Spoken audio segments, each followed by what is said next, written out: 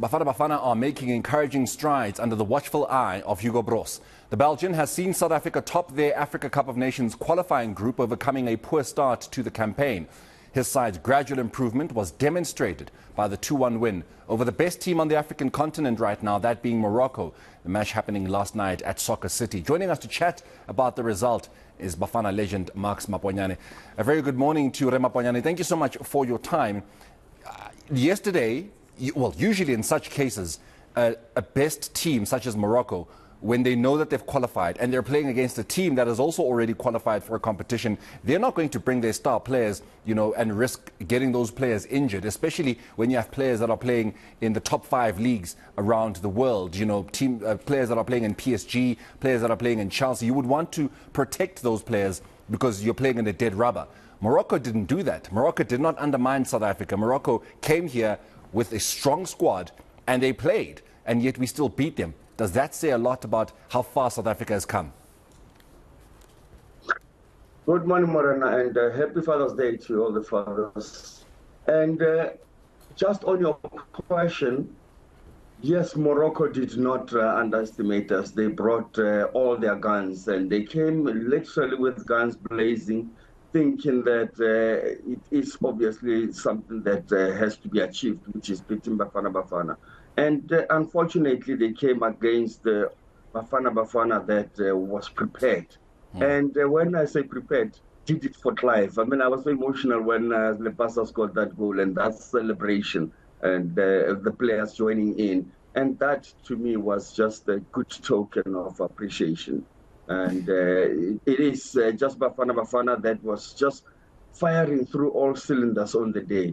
The crowds also, give them credit, and it just shows you what crowds can do. And they just really showed confidence in Bafana Bafana, saying thank you in a way for qualifying.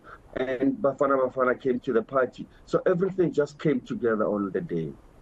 I was watching that game, go last night, not as a broadcaster, not as a sports broadcaster, but as a South African, as a patriot, as a fan of Bafana Bafana. And there were a couple of things that concerned me. One of them being, how long it took for the coach to make his first substitution. It took after the 70th minute for that to happen, and the other thing, which wasn't really the coach's problem, was that I felt the boys were not ruthless enough in front of goal. They were creating the chances. The likes of Mayambela were moving into the right places. Lepasa himself was moving into the right places, but they were not creating those killer chances. I mean, am I fair to criticize both the coach in terms of the timing of substitution and the attackers, who I feel could have maybe scored 2 more goals? Yeah, you're not unfair to criticize the players for not being ruthless in front of goals.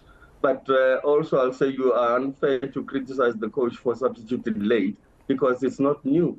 He has done that before. We know that even in the previous games where we desperately needing results. I remember it was even against Liberia, and kept on saying, make a change, make a change. But he will take his time. He's not one of those coaches that says, half time, my mind is made up. These are the changes that are going to happen. But just coming back to the game also, you will realize that when you go to the tournament, you are going to be punished when you're not taking your chances. You've got to make your presence felt. You've got to make sure that you are at least pairing the game in the first half, or with the first chance or 2. Because sometimes the early goal, 5 minutes, how many times you realize that a 5-minute goal wins the tournament, wins the game. And those are the things that players have to realize. You've got to put that in the back of the net as soon as you get that opportunity. I want to speak to you as a striker, a former striker at least, but somebody who understands the attacking part of the game. Percy Tau, I think he is enjoying his football once again. There were a lot of questions about why he would want to come back to Africa, especially Al Ahly, when, he's proven that he's good enough to play in the Premier League with Brighton and Hove Albion. But he is now a history maker, go. He's a man that is sitting, the only South African man that plays football that is sitting with 2 Champions League titles. How important is it for Percy Tau to be where he is in terms of his game now, when we are going into an African competition next year? It is very important. And, when you say this, I watched the last four games, meaning the two against Sundowns and then the two in the final against Wydad. And I just could not believe the improvement, and especially after the injury. And there was also rumors that he will leave Al Ahly, and now he's missing Pizzo. But I'm so impressed that he's back into his game. And I was not looking at him as an individual. I was even looking at him as a team player, how he contributes to the team. And he is just unbelievable. And I like that energy. Yes, let him bring that to the tournament. But be careful that no one player can carry the team all the way. At some point, he's got to give. And when something gives, then you know that the players, other players, must come to the party.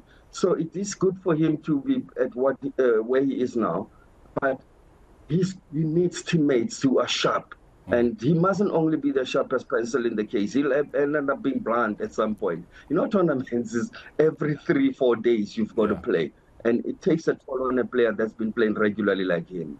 We can only hope that the likes of Zakhele Lepasa, Mihlali Mayambela, the likes, of course, of your Themba Zwanes and Munapule Sanders, all of these guys come through when Hugo Broos takes them to the Ivory Coast next year.